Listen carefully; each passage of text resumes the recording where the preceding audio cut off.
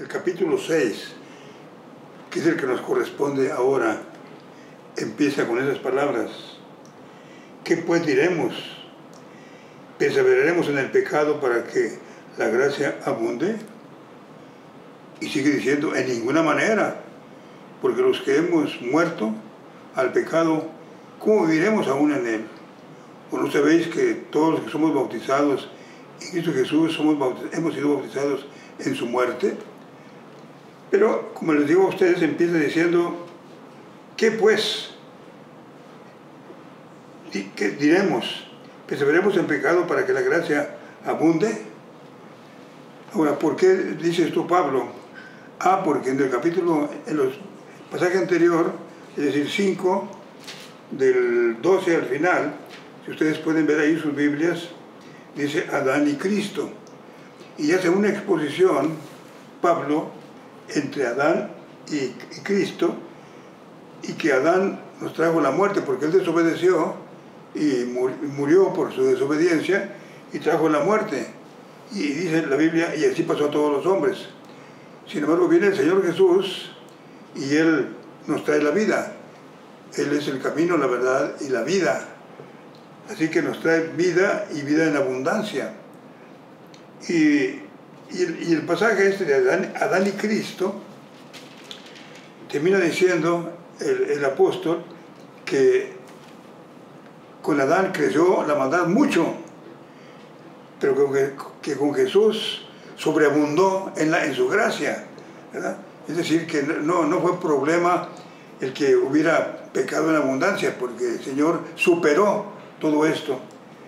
Y entonces, por eso empieza diciendo Pablo allí, que pues perseveraremos en pecado para que la gracia abunde.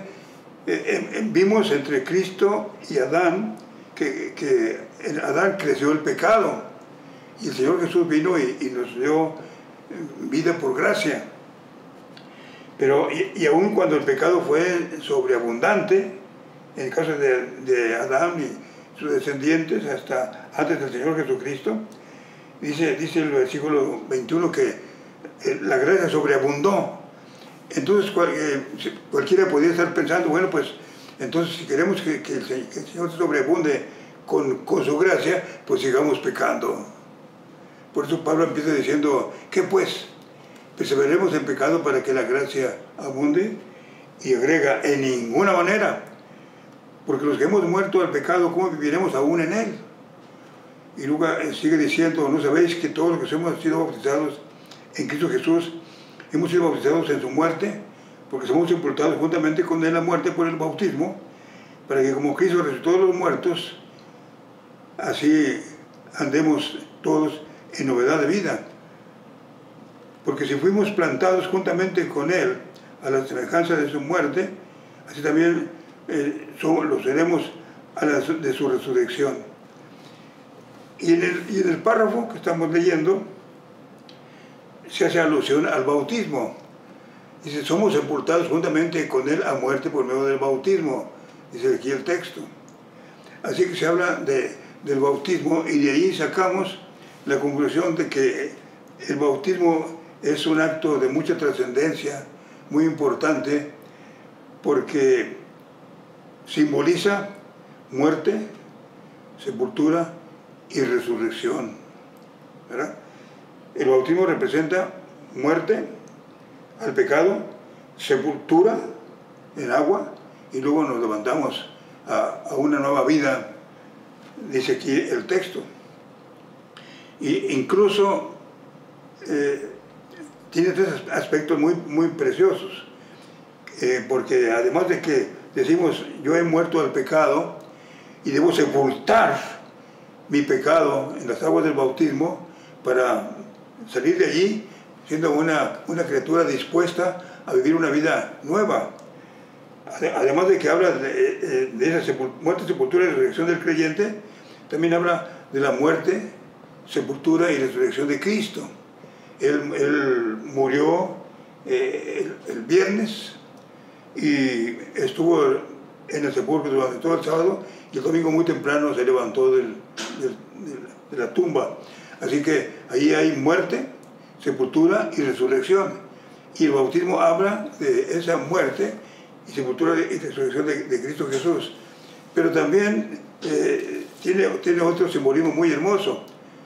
Creemos cuando nos bautizamos que vamos a morir físicamente y que es necesario que la tierra vuelva a como era, el polvo vuelva a la tierra como era y el Espíritu de Dios se vuelva, el Espíritu se vuelva a Dios que lo creó, dice la palabra del Señor. Así que son resurrecciones, son 3 resurrecciones: la muerte, sepultura y resurrección del creyente, porque cuando creemos en el Señor Jesús morimos al pecado. Ya el pecado ya no tiene que ver nada con nosotros, porque tenemos una nueva vida. Dice la Biblia, de modo que si alguno está en Cristo, nueva criatura es, las cosas viejas pasaron y aquí todas son hechas nuevas. Así que morimos al pecado y hay que sepultar a ese pecado con el bautismo y luego levantarnos a una vida de fidelidad al Señor, una vida abundante en el Señor. Y esto es lo que el pastor aquí me presenta aquí en ese texto que tenemos en Romanos 6, ¿verdad? Y por eso dice el escritor, perseveremos en pecado para que la gracia abunde. En ninguna manera, porque los que hemos muerto al pecado, ¿cómo viviremos aún en él? ¿No sabéis que todos los que hemos sido bautizados en Cristo Jesús somos sepultados en su muerte y luego nos levantamos a una nueva vida? Eso es lo que presenta el capítulo 6. Así que es el acto del bautismo muy significativo, ¿verdad?, para nosotros. Presenta el hecho de que morimos en Cristo y se sepultó el viejo hombre y se levanta una nueva vida. Y entonces ahora aplicamos aquel texto del apóstol San Pablo que dice: con Cristo estoy juntamente crucificado y vivo no ya yo, sino que vive Cristo en mí. Y lo que ahora vivo en la carne, lo vivo en la fe del Hijo de Dios, el cual me amó y se entregó a sí mismo por mí. Así que morimos al pecado, queda todo atrás, se sepulta todo aquello y vamos a vivir una vida nueva con el Señor Jesús. Una vida de resurrección, una vida útil en la mano del Maestro. Entonces, el pecado no se admite en nosotros. Y es interesante que cuando una persona realmente ha conocido al Señor Jesús, otra vez el versículo aquel de 2 Corintios 5:14,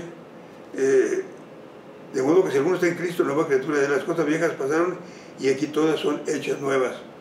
Ese versículo es una realidad con esto, y tenemos esa nueva vida en la que ya no hacemos lo que antes hacíamos por hábito, ahora ya no lo hacemos, porque hemos nacido otra vez para la alabanza del Señor, y no tenemos que ir allá en la maldad, y no nos cuesta trabajo, porque hemos nacido en el Espíritu, hemos nacido por medio del Espíritu Santo, quien ha cambiado nuestra vida, y ahora nuestros ideales son otros.